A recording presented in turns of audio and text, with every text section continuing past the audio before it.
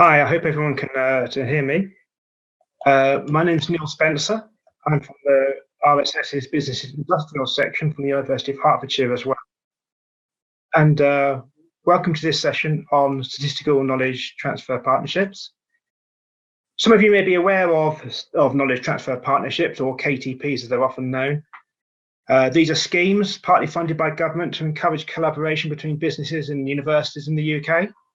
A company which has identified a gap in the technical skills and abilities of their sector, they partner with the university, which has members of staff that are able to provide the necessary technical support.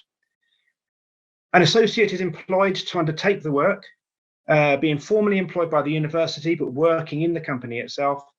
And they also have opportunities to receive additional training and personal development.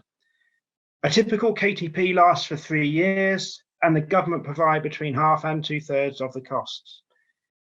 In our session today, we're very pleased to have with us a number of KTP associates who are going to tell us about their projects, which of course have statistical connections. First, we'll hear from Alice Davis of Mayden House and the University of Bath, then from Ed Ryan of Arrow Global and the University of Manchester, and finally from Ryan Jessop and Oftadeh of Carbon and the University of Durham. It's our intention to take questions from the audience after each of the talks, so please do type your questions into the sidebar as we go along, and I'll get the speakers to answer them at the end of the session. Alice will be up first, and we've got a recorded presentation from her, I believe, so I hope everything is going to go smoothly. Thank you. Thank you very much for inviting me to talk today during the Statistical Knowledge Transfer Partnership session. My name is Alice, and today I'll be talking about my knowledge transfer partnership with the University of Bath and Mayden. During this project, I have been working with Teresa Smith and Julian Faraway from the University of Bath, and David Betts and Jenny Talbot from Mayden on predicting patient engagement in IAPT. This is a statistical analysis of electronic patient records.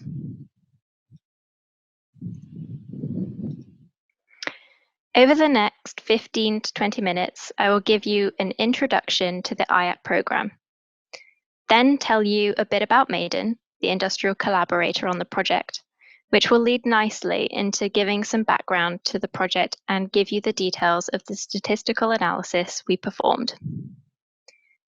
I will then end my presentation with a brief overview of what's still to come in the last 4 months of my KTP and what we will end up doing beyond it.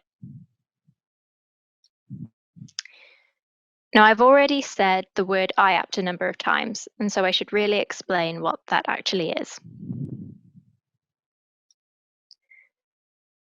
IAPT, or Improving Access to Psychological Therapies, is an NHS programme within the UK which aims to improve access to evidence-based, NICE recommended psychological therapies for patients with anxiety disorders and depression. This program started in 2008 with just 2 IAPT providers, but now has around 200 sites across the UK. The IAPT program currently sees about 1.6 million patients a year, and that number is growing, and by 2024, IAPT aims to see 1.9 million patients a year. This sounds like an impressive number of patients, but is still estimated to be about half the number of people who should be accessing the IAPT program. I should add that these are pre-COVID estimates. National surveys during the pandemic in the UK have shown that up to 30% of people have moderate to severe depressive symptoms, and 24% of people have moderate to severe symptoms of anxiety, and thus should be seeking some psychological therapies. IAPT provides a stepped model of care. This means that a lower intensity therapy is administered to the patient first. The patient's progression is tracked using routine outcome monitoring and with the therapist, and if need be, the patient is stepped up to a higher intensity therapy. This model of care ensures that patients are first offered less intrusive, widely available and less intensive therapies, such as talking therapy, before being offered a more intrusive therapy.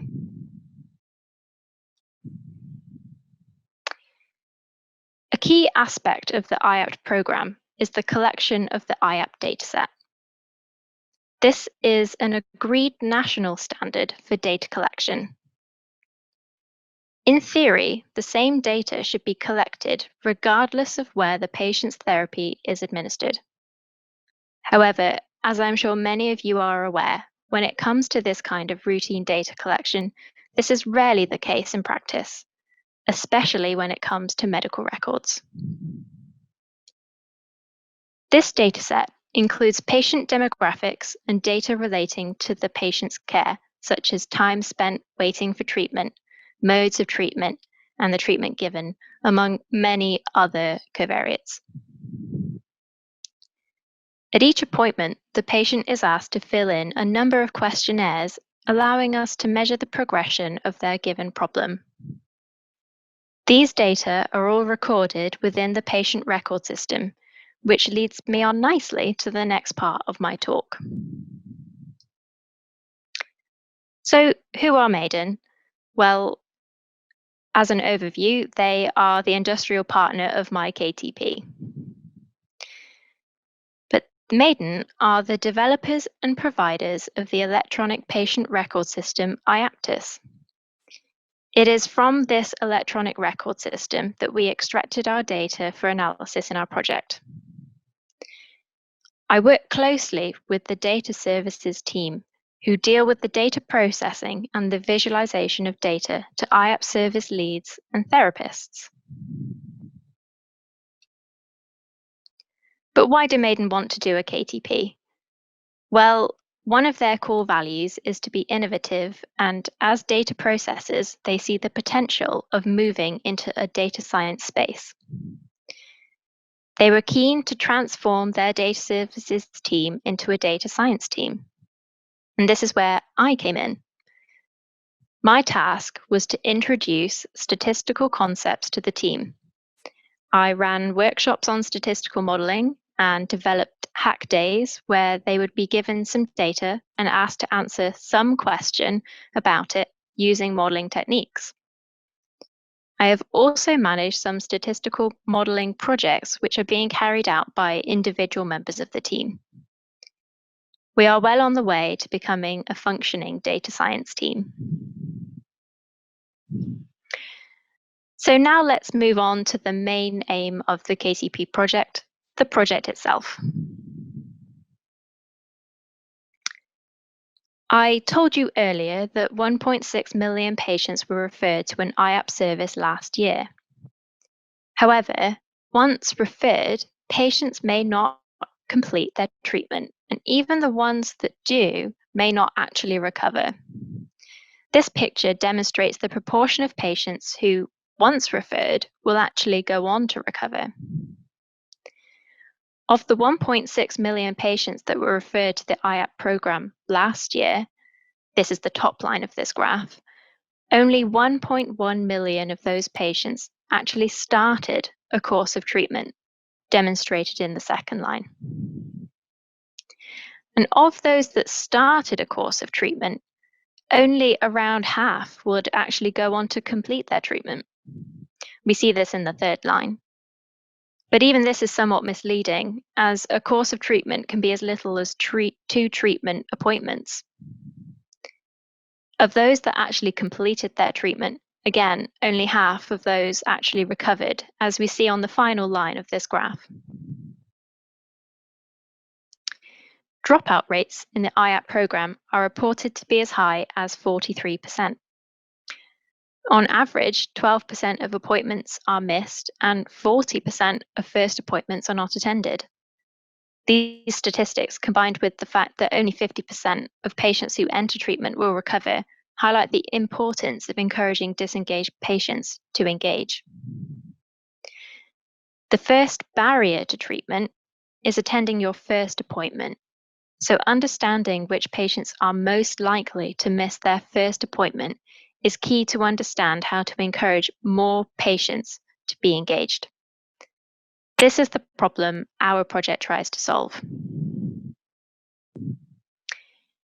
In order to predict the likelihood of attendance and to capture differences in engagement across several IAPT providers, we used a generalized linear mixed effects model with a random effect for IAPT provider.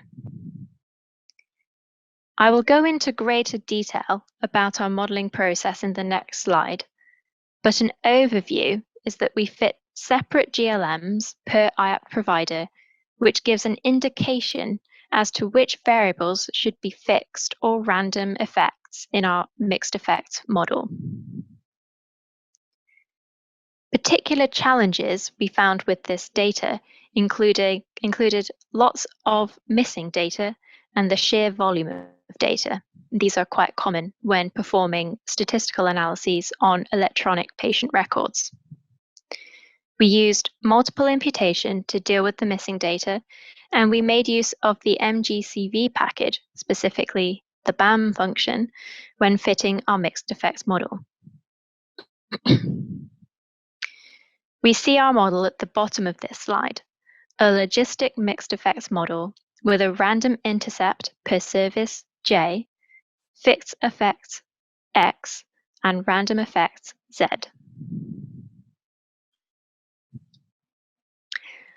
Our modeling process was to first clean the data for the 18 IAPT providers or services.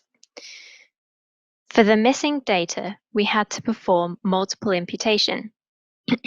This requires the data to be missing at random.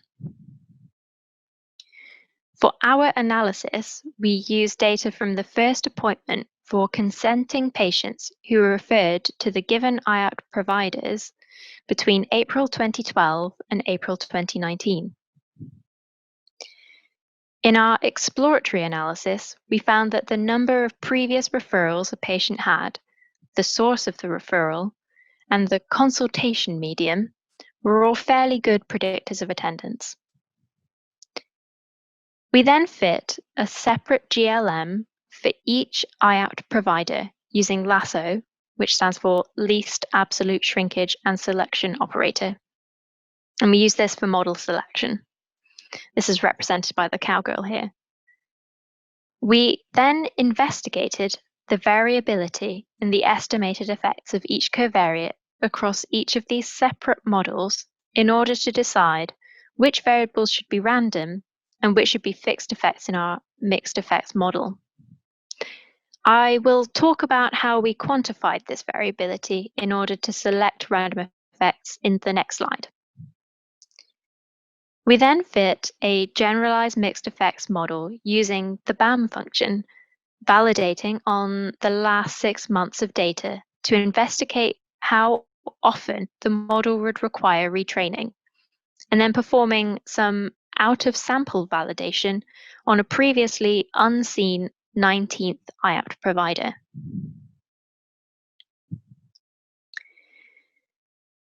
This heat map demonstrates the variation in the difference from the mean estimated effect for each of our covariates across the separate GLMs for the individual IAPT services in the training set. In order to quantify this distance from the average effect, for categorical variables, we first of all calculated the overall average effect for that category. We then summed the squared differences from the average effect for the given service for each level of that category, and then scaled by the average effect across all services. This gave us a distance from the overall average effect. For continuous variables, we calculated the odds per standard deviation increase. Darker colors in our heat map show a larger deviation from the average estimated effect, and thus columns in the heat map, including darker colors, indicate variables with a larger variety of estimates in the GLMs. We see a lot of variation across providers in variables such as referral source, gender, consultation medium, which is whether appointment was face-to-face or, for example, administered by telephone.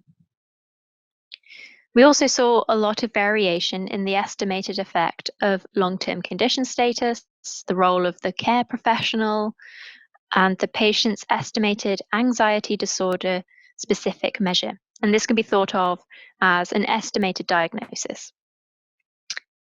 Due to the variation, we include random effects by service for each of these variables. All other variables showed far less variation and are therefore considered fixed effects.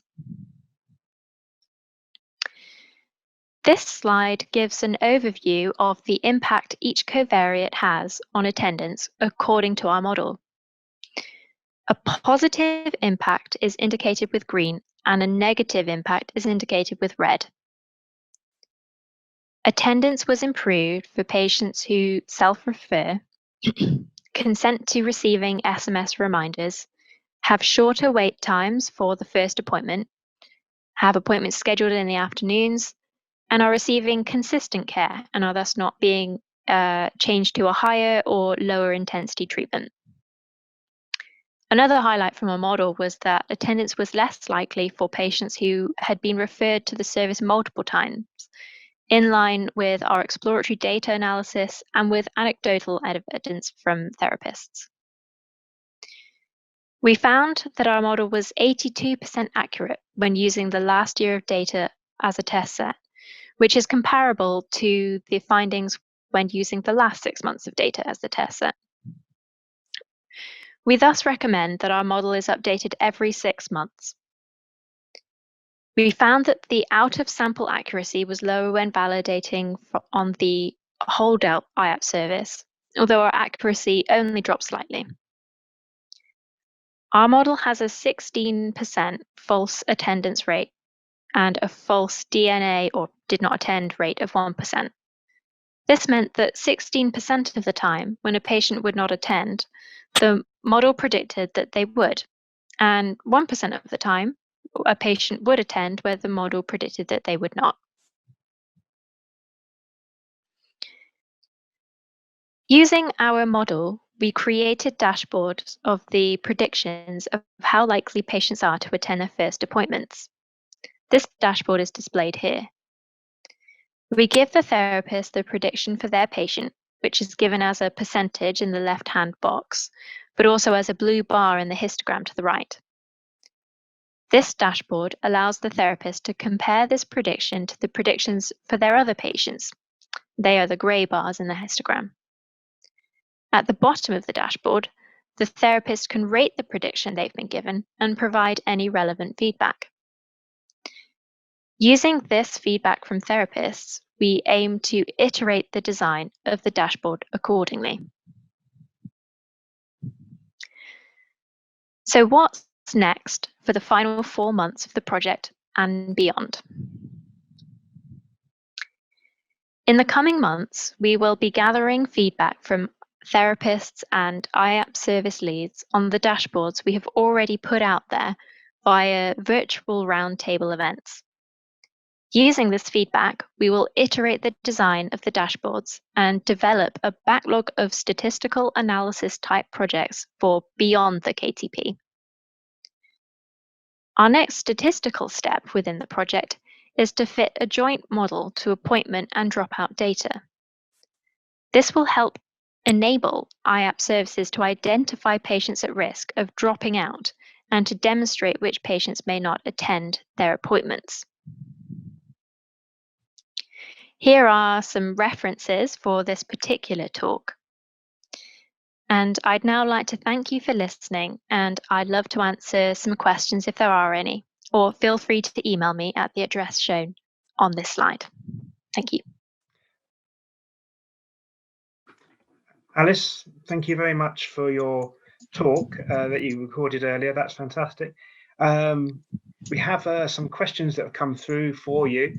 Well, to start off with a comment from someone who is very interesting because they're a career young statistician themselves, interested in applied stats in mental health research. So it's great that we've got people who have been interested in this. Question from Alexander Murphy. a bit more general about the KTP thing and kind of what kind of background you have yourself, education experience, before applying for the KTP Associateship. Oh yeah, thanks for the question. This was kind of a glaring hole in my talk, I realized after recording it. So before doing the KTP, I did a undergraduate master's in mathematics with a lot of statistical courses, and I kind of really found a passion for statistics, and then went on to do a PhD in survival analysis, which is a field within statistics. And then felt that I wanted to go on and kind of combine industry and academia, and this was the perfect way to do it. But in no way do you require a PhD in order to do a KTP. Thank you. And just add to my side of things, I've been on the university side of another KTP, nothing to do with any of the speakers today. And actually, as part of that, the associate was doing a doctorate as part of the whole KTP thing. So there were I'm aware there are various ways that this can be done. Another question that came through from Milan Joshi about your models and whether you had a patient level variable for missingness to indicate about uncooperativeness, or does that make sense to you as a question, or maybe you can sort of say something in relation to that? I guess perhaps meaning a kind of level of, how cooperative the patient is. Unfortunately, we don't really have that kind of data before the first appointment actually happens. I guess the only kind of proxy we might have for it is referral source. So has the patient referred themselves to their IAP service, or have they been referred by a GP or perhaps the courts or A&E? So I suppose that's kind of almost a proxy for that, but ultimately we don't have that data before the first appointment. But when we are going on to our later models where we're including more data about the patient, we do have, percentage of attended appointments and that kind of way to capture how engaged the patient is in their therapy. Okay. Hopefully that answers that question. Thank you. And I think it also links with another question that's coming from Anthony Ash about how reliant your models are on the data that's been provided on admission. Most applied statistics has all sorts of gaping holes in the available data. So was that a problem for you? Definitely. We find that this is a common problem with any medical record research, I suppose, is that you have lots of missingness, and ultimately your record gets more accurate as the longer the patient is within the service. Anything that was wrong to begin with is corrected as you go on. So definitely our models before a first appointment are not going to be as reliable as our models going on into the rest of the patient's therapy. And this is kind of why we have modeled these two things separately, and we focus on the first appointment first, because the data is so different. Okay, thank you. And another question that's come through, Ogachukwu Ejezi has asked, can the model be used in maybe a different way to assess quality of life? If for individuals perhaps with learning disabilities, would be able to use models for slightly different purposes, do you think? Oh, it's a very interesting question. I suppose the method probably could be used for that sort of question. Definitely this type of model kind of almost borrows information from across the different services, and so that would definitely be something I would try if I had such data. Absolutely, and of course that's always one of the big problems we have for anything we're trying to do. Thank you very much, Alice, for that very interesting talk, and thank you people for the questions and so on. Thank you. I think we can move on now to Ed Ryan. who's going to be presenting live. I hope we've got this right, Ed, have we? Yeah, that's right. Well, thanks everyone for tuning in. My name is Ed Ryan. I'm going to talk to you today about efficient Monte Carlo methods for forecasting returns from consumer debt portfolios. Just to say also that if Neil, if my my voice is too low or you can't hear me enough, just let me know. Okay. I think we're okay. Neil's already gone through this, but I'm just going to go through it. I'm just going to say again about the because part of my talk. So the knowledge transfer partnerships, they're basically to bring together expertise from academia into industry in order to help businesses in the UK to become more successful. And there's three partners: the company, the university, and the associates. The company contributes up to 50% of the project cost, depending upon the size of the company. So, and then most KTPs last 3 years. So the company I work with is called Arrow Global. It's based in Manchester. It's founded in 2005, and its core business involves buying defaulted debt from credit card companies, financial banks, and other financial institutions, and then it takes over responsibility for collecting on that debt. In the UK, the debt it purchases is primarily consumer credit, which has much greater consumer protection compared to other kinds of debt. So compared to, for example, council tax debt, it's actually illegal not to pay your council tax, and you even go to prison if you don't pay it. Whereas there's nothing like that with consumer credit debt. The other thing with council tax debt is if interest keeps getting added on and on, whereas with consumer debt, once you default on that debt, the interest stops. So there's lots of consumer protection on this. And what's really important is that Arrow is regulated by the Financial Conduct Authority. So this is really important because what it means is that Arrow must treat customers really fairly. So, for example, someone who's on a low income or is a single parent or has other special circumstances, Arrow will kind of talk to the person and understand their individual circumstances, and that might mean deferring payment for 6 months, or it could mean lowering what they're paying each month, perhaps. To kind of work with them to make sure that they can afford it. So what I'm going to talk to you today is about a model that's used by Arrow, and it's used to forecast estimated remaining collections for around 6 million customer accounts for the next 7 years. And so this model is used to, it's used for the valuation of the assets on the balance sheet, and it's also used for deciding on different strategies for different customers. It's used for a couple of other reasons, but those are the main two reasons. And so the kind of aim of the KTP project is twofold: to improve the accuracy and computational efficiency of forecasts from the model, and then to incorporate uncertainty on the forecast. So this talk, I'm just going to focus on this first aim. So the model, like mentioned in the slide before the last one, you can summarize it in 3 for loops for those of you who might be knowledgeable about programming. The first for loop is the number of model repeats or realizations. The second one is number of quarters in the forecast, and then the third one is number of accounts. And then within that, you're then going to simulate payment behavior. So the idea is we're trying to predict whether a customer and how much a customer will pay for a particular month or quarter over the next 7 years, and we do that for all kind of 6 million accounts. And then at the end of the forecast or the modeling, we average the 7-year cumulative collections by the number of model repeats or realizations.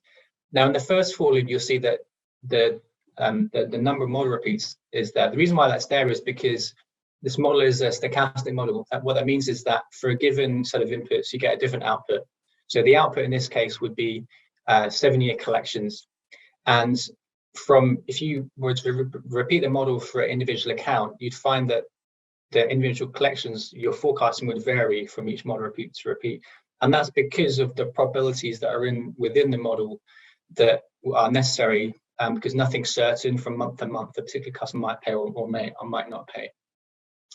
I can't describe the specifics of the actual ERC model due to the commercial sensitivities. What I can do is describe a toy model, which is a simplified version or has some of the kind of main characteristics of the ERC model.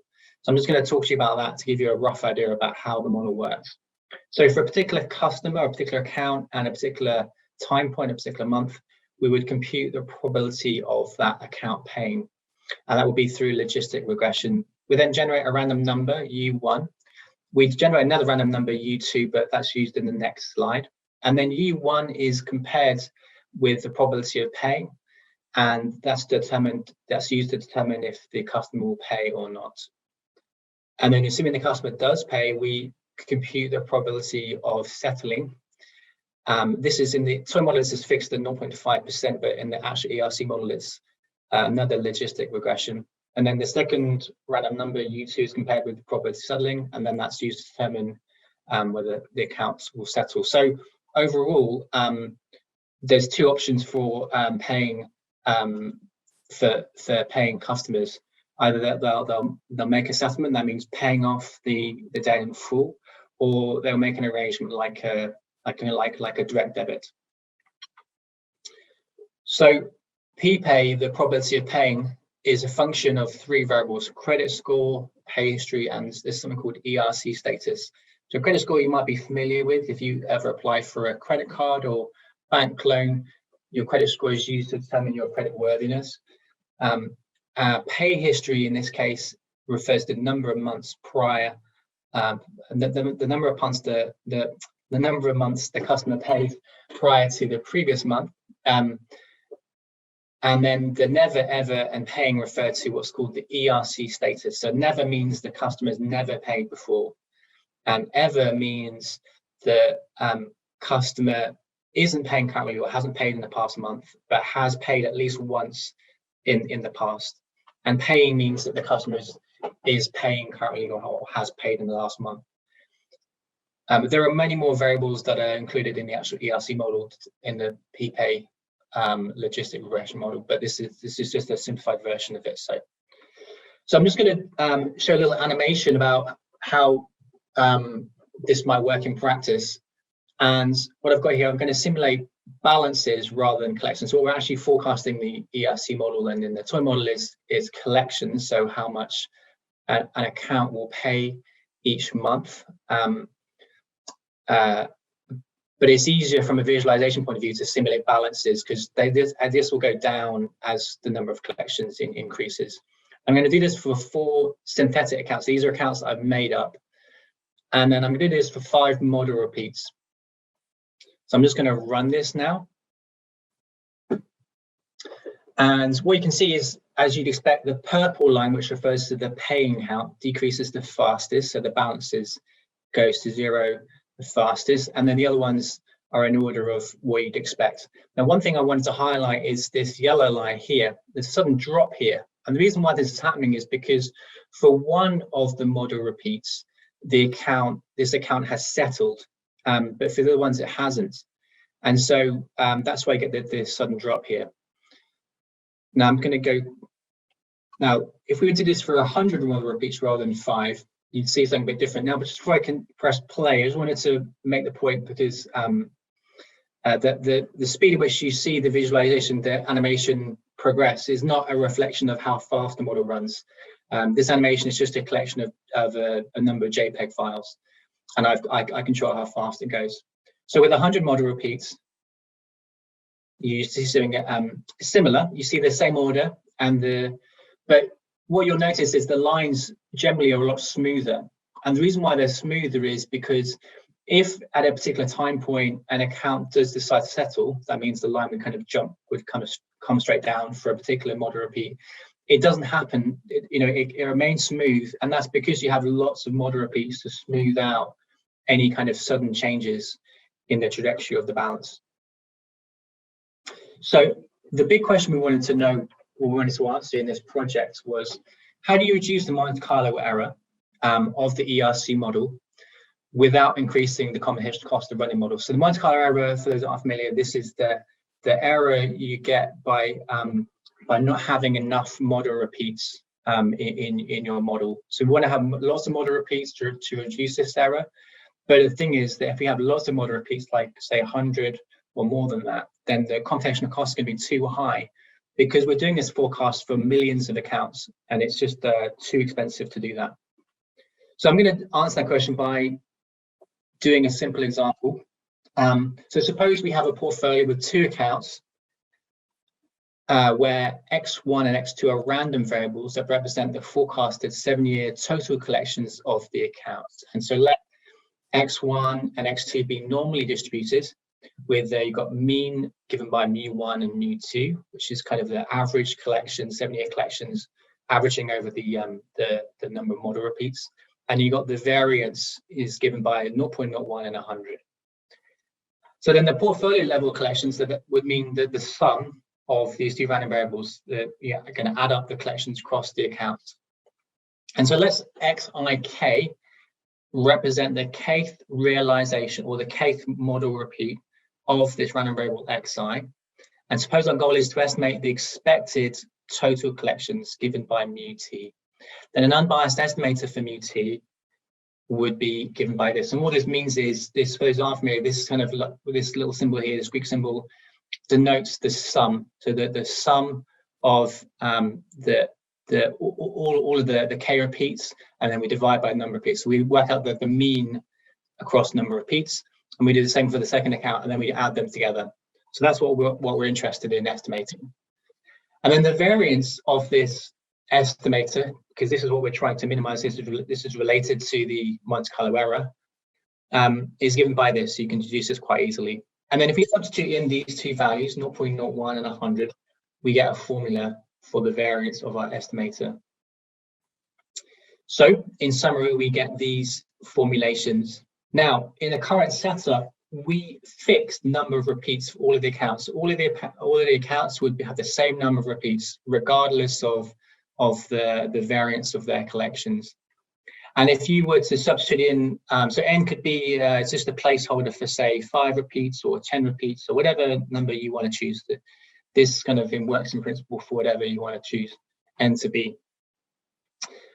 So when you fix the same number of repeats, you get this for the variance of mu hat. But then if you have an efficient allocation of resources, so if you realize that for the first account, the variance is very, very small. What this means is that the variability between the 7-year forecasted collections is very, very minimal.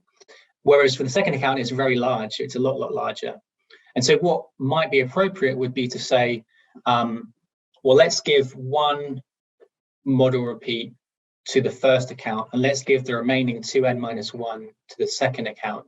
And then what you find is that the variance of our estimator, when you substitute these into as for R1 and R2, you get this. And you can test this for any integer n greater than 1, so 2, 3, 4, any integer. You'll find that this second formula will always give a smaller value, a smaller variance, and therefore a smaller Monte Carlo error compared to the top one up here. So rather than having 2 accounts, let's suppose we have n accounts. So capital N could be 10,000, it could be 100,000. And the equivalent formulations for the variance of our estimator would be this. The T would be this, that represents the total collections. So XI is the collections for the ith account. And then this is our estimator. Now, it was fairly straightforward in the previous example, the 2 account portfolio, to realize that we just need 1 in terms of how we should allocate the total number of repeats. But it's not so clear in general. So what we set up an optimization problem. Given a fixed computational cost, C, that's kind of like the kind of running time of the model, you could think of it like that. And assuming that we know the variance of the collections for the ith account, we need to find the optimal value of Ri such that the mean squared error of mu t is minimized. So we use something called Lagrange multipliers. Those of you who've done a math degree should have learned about this. And this is the kind of setup for it. We differentiate it with respect to Ri, and then we use the other equation for the cost that is equal to the sum of the number of repeats, And we use those two equations to eliminate lambda, and we get this formula for Ri. Now, I said, assuming in the previous slide, that assuming we know what the variance of the collections are, the variance of xi, and what I mean by this is the true value of their collections. So this would be in order to determine this, we actually need to run the ERC model for about 5,000 repeats. We found that to be sufficient. Now, in practice, you can't, when we're doing the actual forecast, we can't run the model for 5,000 repeats. That would be kind of pointless. It's way, way too expensive.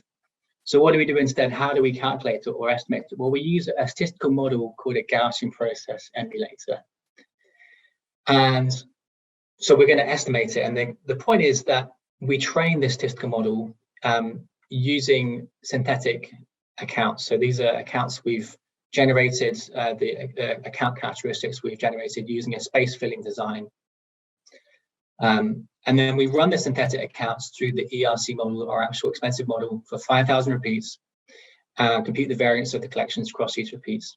We actually need about around about a couple of thousand synthetic accounts to train the emulator. So although we're doing for 5,000 repeats, this isn't actually that difficult or that expensive to do, given that normally we're running the model for millions of accounts for a small number of repeats. So in contrast, this is relatively like not that costly to do.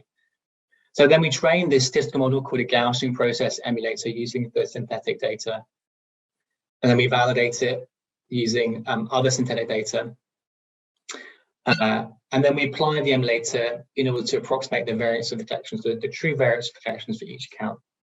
So what is an emulator? Some of you may have heard of it, but others may not have.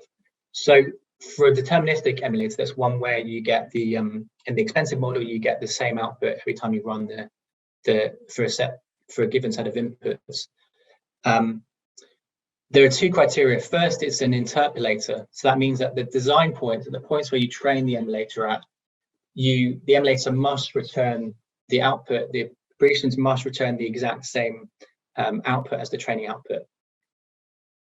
And then the second point is at other points, the non-training points, the emulator predictions must give a probability distribution for what we believe the ERC output would have been for that particular input.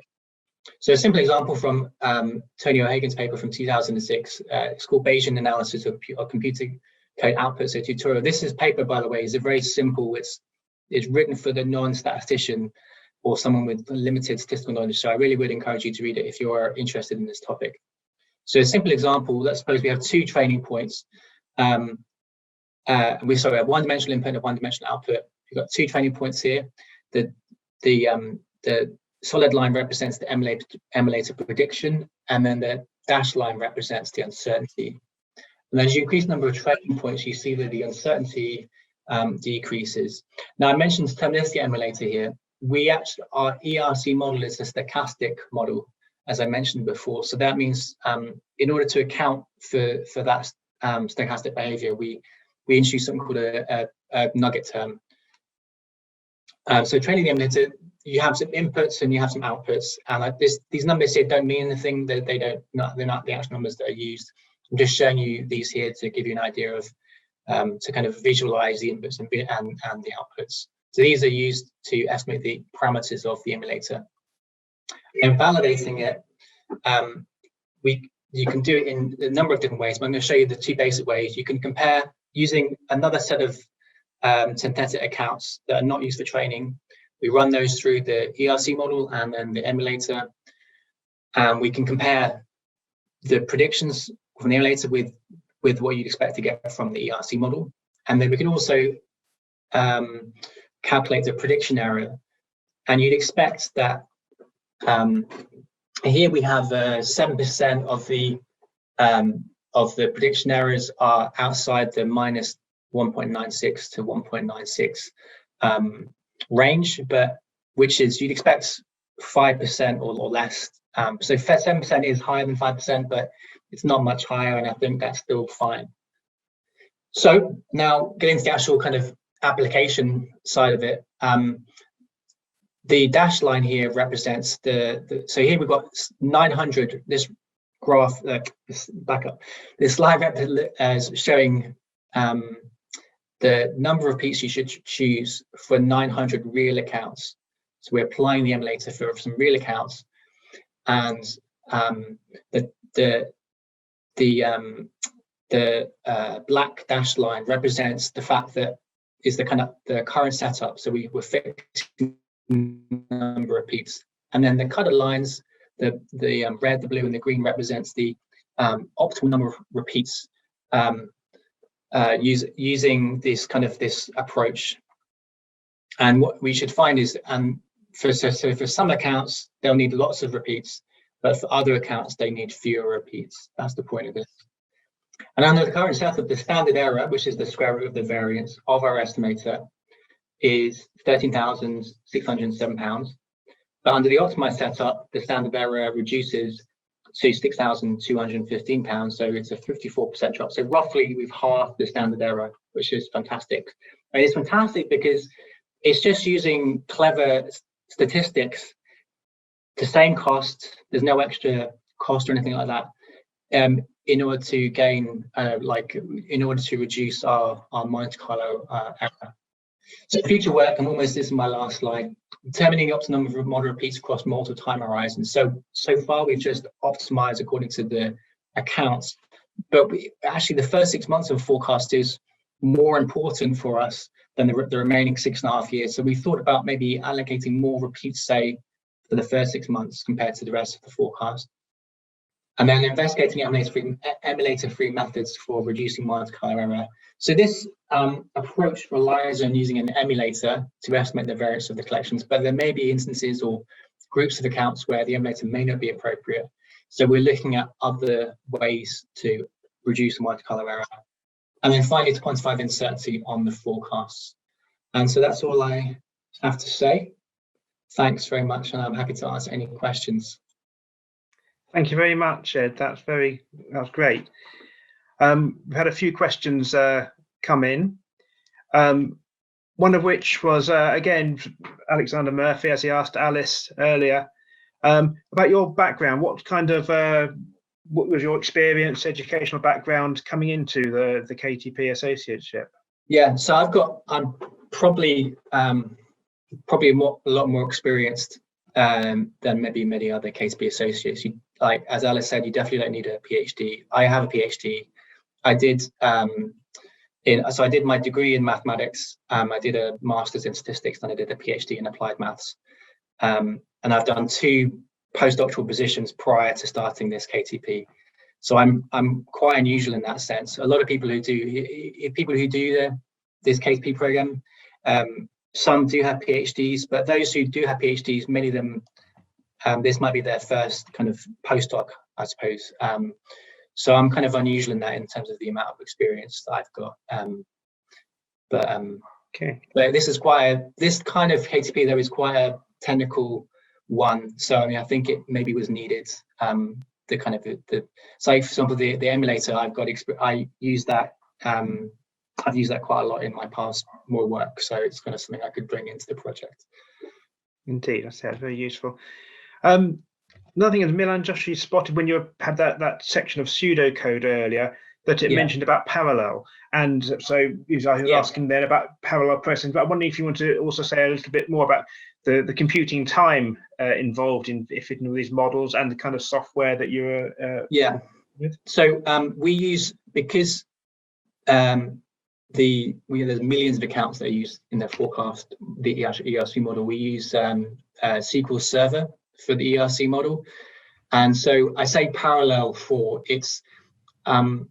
I don't know if it's something that's it's not a kind of traditional parallel programming in the sense that you would do with say C. We have to actually program in. I'm going to do parallel programming. It's because of how SQL is structured with sort of tables and all of that. It's sort of built in that you kind of run. So we're running basically all of the accounts in parallel. So it's kind of part of the actual architecture of the actual programming language. Okay, that's great. Thank you. I think we better be moving on Okay. now. Thank you very much indeed for that. That's okay. Our final speakers today are Ryan Jessop and Oftadeh of Carbon at the University of Durham. And again, they have a recorded presentation to deliver, which I hope is going to be queued up by our technical support people. Hi, my name is Ryan Jessop, and I work as a data scientist at Carbon, and I was formerly a KTP Associate in a partnership between Carbon and Durham University. So thank you very much for inviting us to speak at the conference today. So we're invited in the business industry stream, and we're here to talk about the KTPs that myself and my colleague Elaheh, who's currently the KTP Associate in the partnership, and will be presenting today.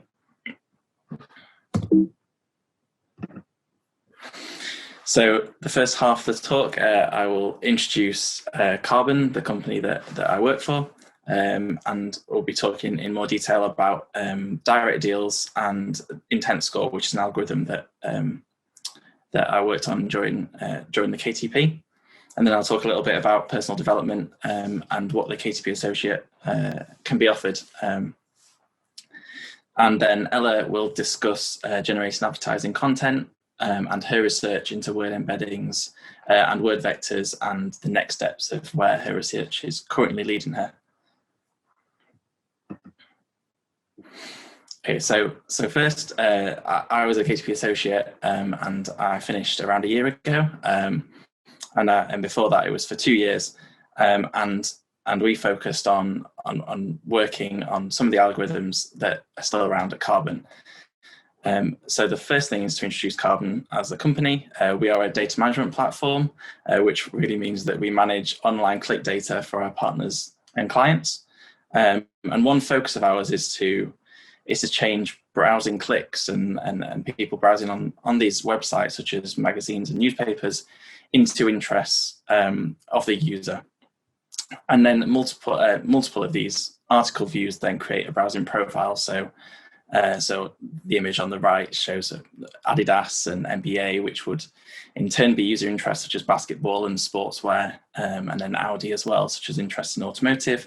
So picking up on these signals and then assigning interest to the user based on clicks on the newspapers and magazine articles. And then one of our focuses is to change these signals into audiences, which can then be used for targeted advertising. So which subset is most valuable for our clients and publishers that they can then use to in a targeted advertising campaign. Okay, so one of the challenges that we face at Carbon doing statistics and data analysis is the scale of the data. So we work with hundreds of millions of web pages each month, which means all the clicks and all the data that comes from those sites and those visits. So it takes on various forms as well as just being a vast amount of data.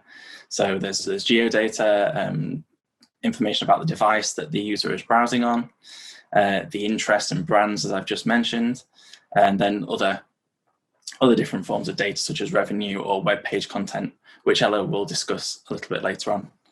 And then to note also that each profile is stored anonymously and with the user's consent, and users cannot be re-identified in the data sets.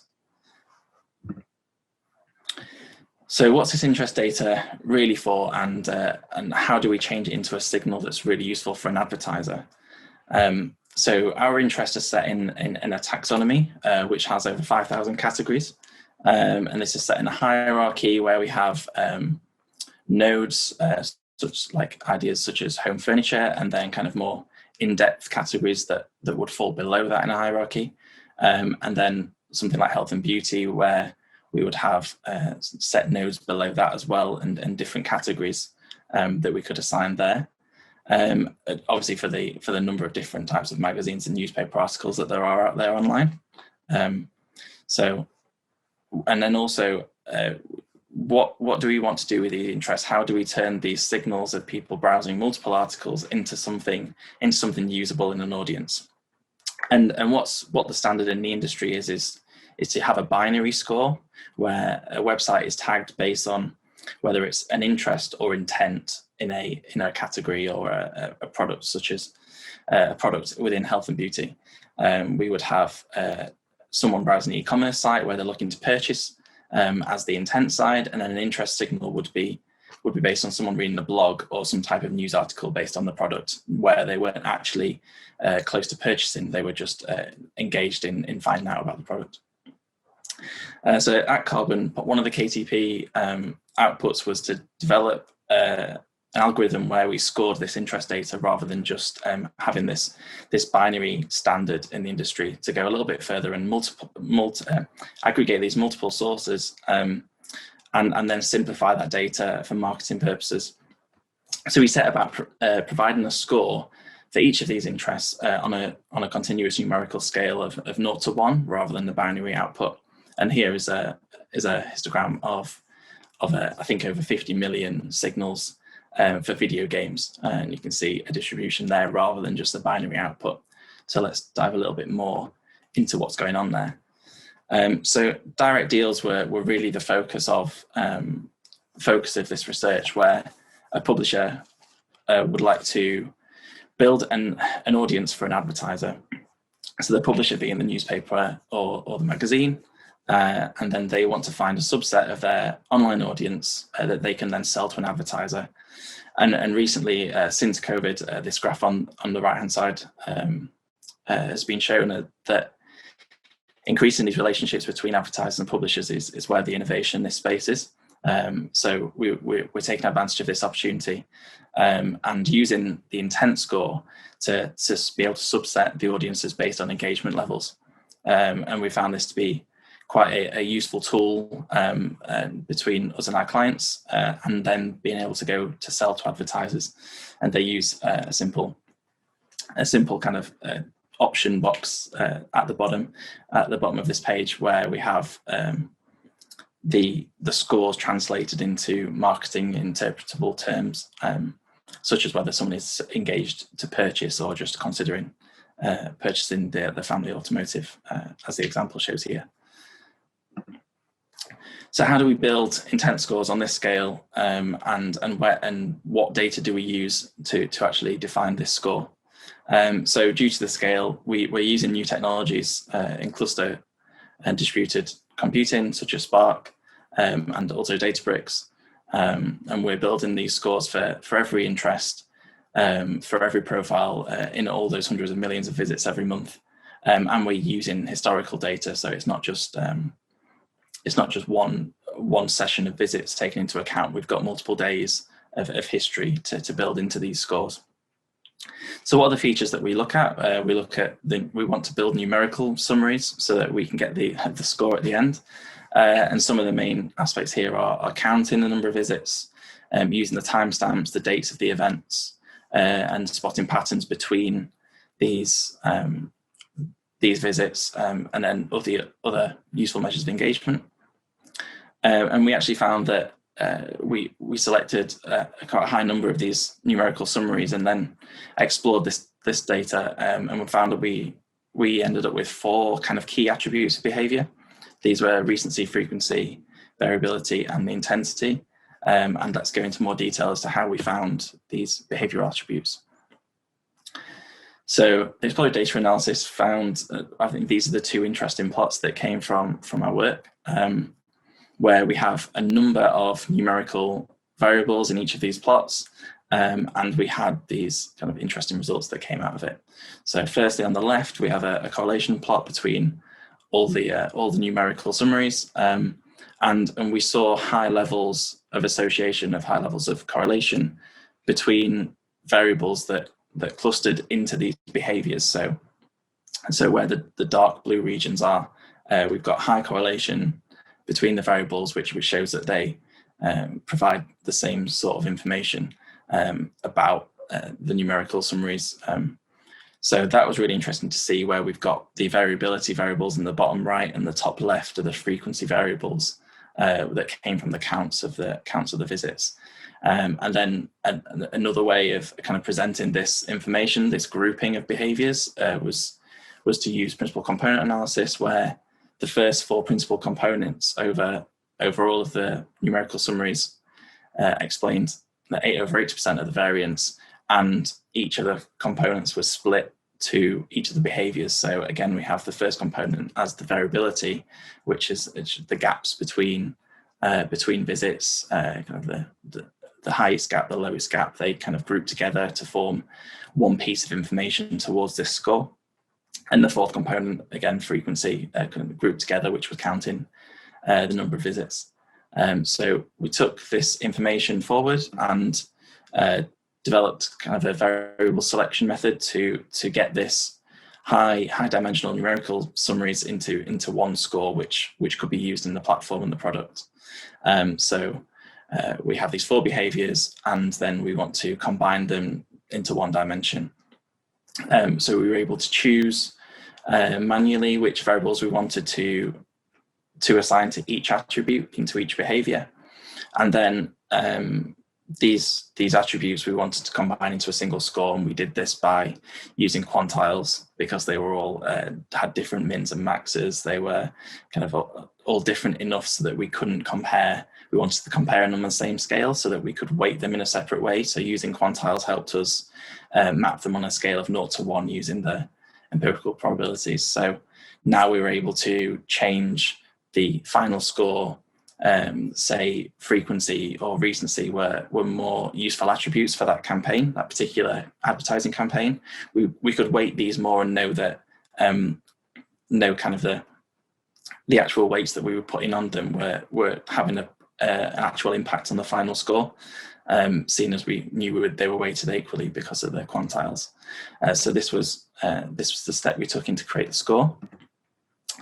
So back to the opportunity that we had, where a publisher wanted to build an audience that had high engagement in a product on their magazine, and then sell that and then partner with an advertiser to then be able to target that audience. And we have the interest assigned. We then build the scores using the algorithm I've just mentioned to target the specific audience.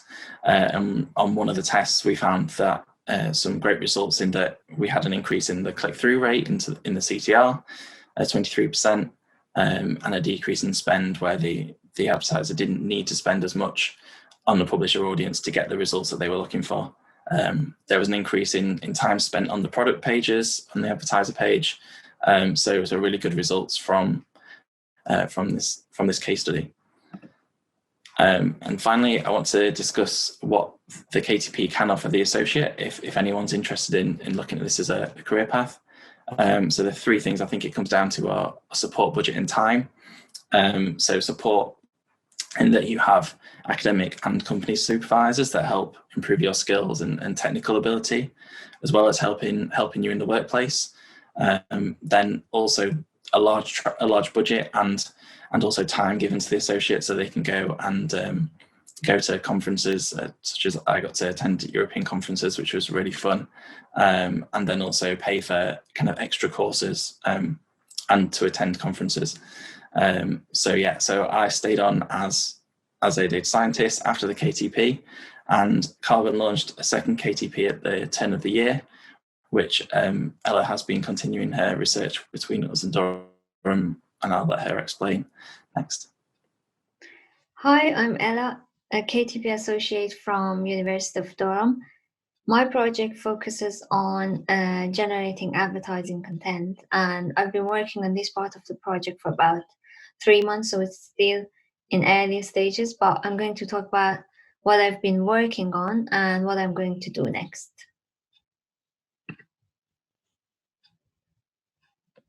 So the idea here is generating revenue by filling in empty advertising spaces on publisher websites. And the way that it's done at the moment in Carbon is that a real-time generated ad unit, which has 4 options like this, is shown to the user. And these 4 options have been chosen based on the user's high intent scores that Ryan introduced earlier. And when user clicks on any of these options, they are taken to a second page, which is a result page, and any click on any of these results would create revenue. But those empty spaces are going to happen even more often during crisis situations like COVID, For example, based on IAB reports, which is an advertising business organization, ad revenues and ad spend have dropped during COVID. And there's also another problem here, and that's new users. We have no historical information about them. So what we are going to do is we are going to use page content to fill in those ad options. And this way we don't need any historical data about the user, and any new user could become a source of revenue for us. So the process starts with scraping page content. We extract all the text information from the page, we clean it, we identify words, and then we score them. And then we select the highly scored words, which we call them keywords or key terms. And then we transform all the text data into numbers by doing some word embeddings. And then we calculate similarities and rank keywords again. And the idea is to show to the user those keywords that are the most similar to the page category. So that's the whole process, but it starts with page content data. We've got over 2 million distinct URL recorded per day, and all we know about that page is the page's interest category. And on each page, we can find loads of information. We can find images, text, all other advertisements. And also, because different types of publishers might contribute to each page, we might have a wide range of interests. For example, you might find topics about sport, about news, about celebrities. So the challenge here is that extracting useful information from a very large scale data, and also we have a very wide range of interests on each page. So what we start with is identifying the keywords or important terms on each page. So we start by cleaning the text, removing all those common words and punctuations or numbers, and then we convert the word into its basis form, which is called lemmatization. And once we've got the words clean and ready, we apply TF-IDF, which stands for term frequency, inverse document frequency, on the words to score them.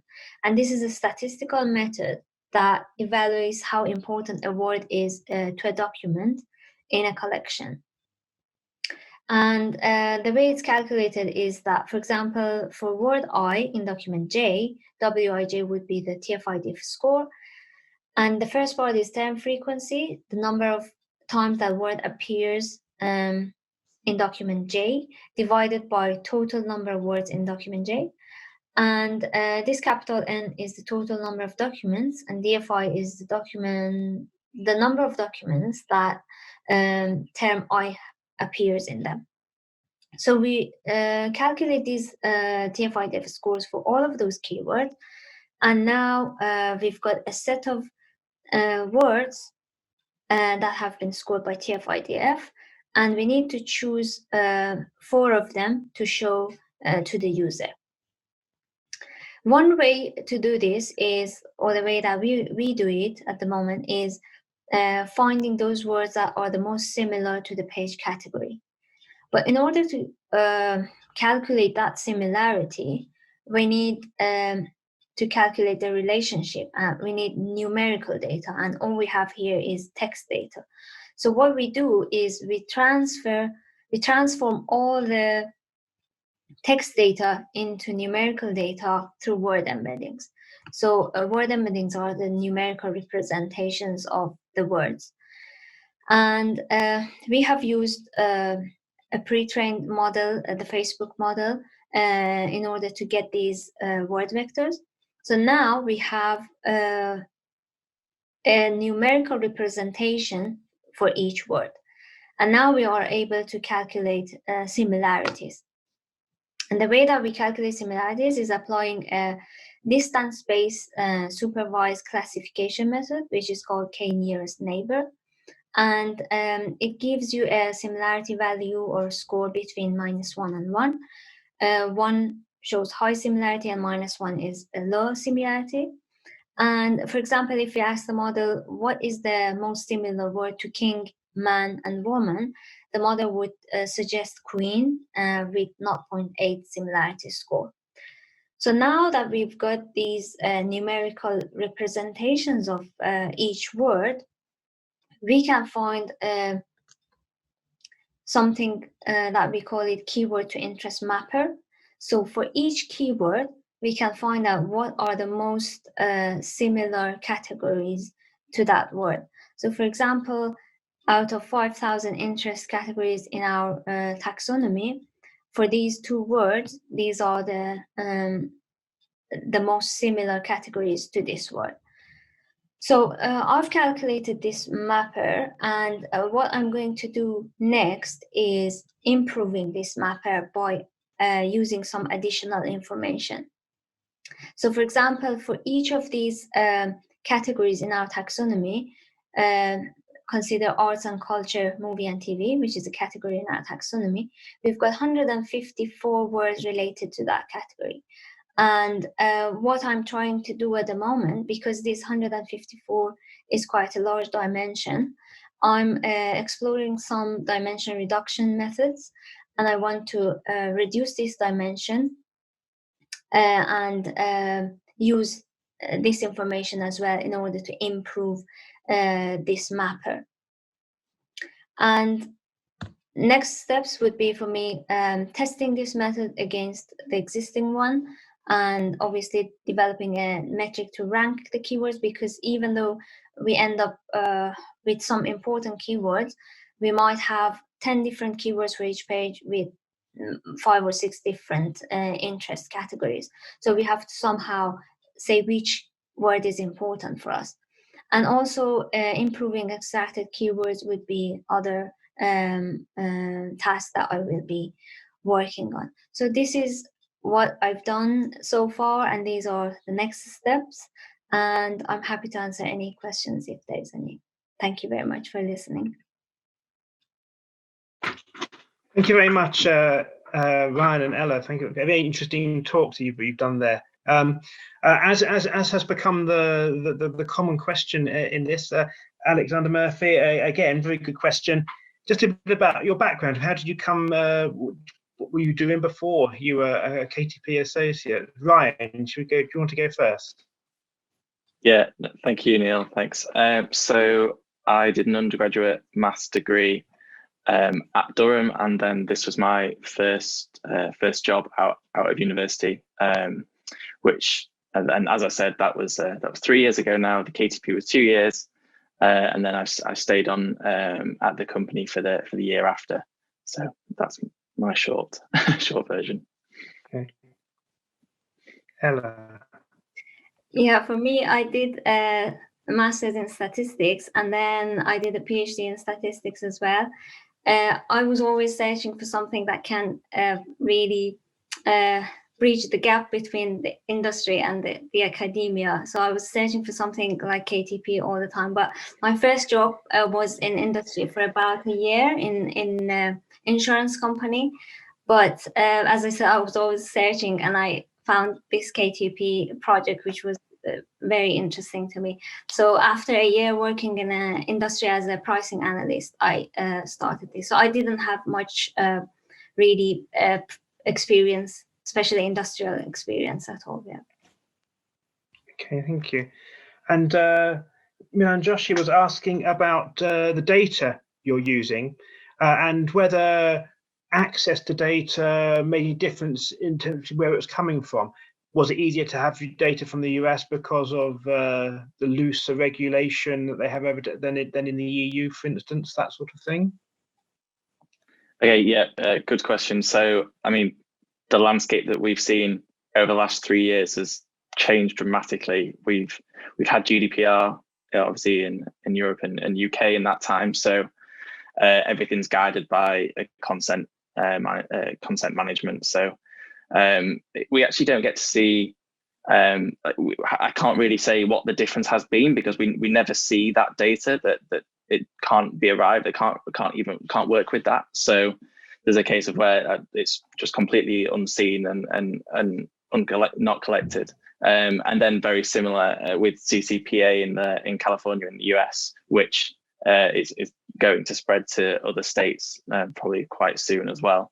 So in terms of access, it's just ever changing, and the whole industry of ad tech is having to adapt. Thank you. And a couple of sort of related questions that Anthony Ash and Ojukwu Ijezi were asking about the scoring system, scoring for words, and the software that was doing that. Was it objective, subjective? How was that done? I mean, obviously you could give a whole hour's talk about that again, probably, but just in a few words, if you're able to. Can you say anything about that? Yes, sure. I just I did the programming, everything that I've done so far in Python.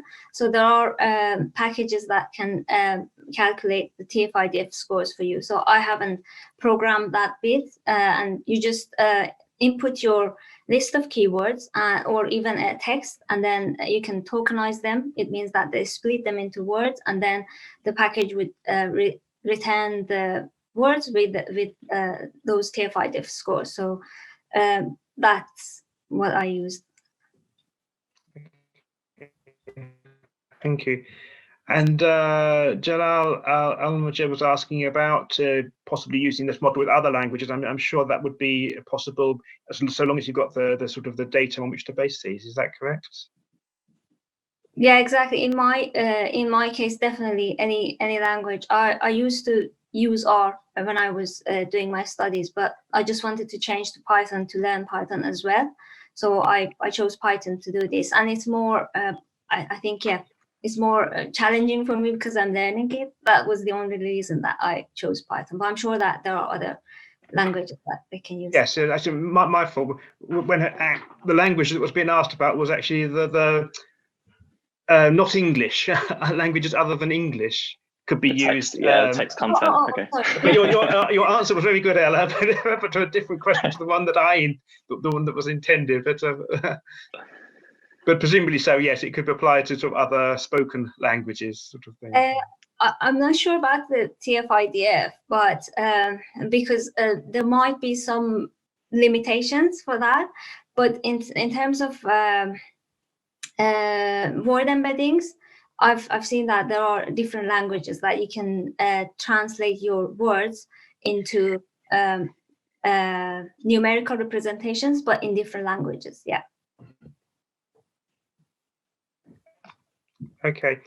Well, I think it's time to wrap up there. Many thanks to our speakers today for sort of very interesting talks. Many thanks to them all. It's great to hear about the statistical work that's going on as part of the KTP scheme. I'm sure everyone wishes you luck with the ongoing projects and future careers. Many thanks to everyone who's been listening into and watching the talks today as well. The RSS's business and industrial section, we're always keen to hear from people who'd like to get involved with you organising the events and activities, which are essentially connecting statistics to the real world. If you want to find out more, then please go to the RSS website and you can find us through the sections part of it. And there's also contact details there. But many thanks to everyone, particularly to our speakers, and I'm very grateful to them for adapting to this online conference this year. Thank you very much to everyone. Bye now.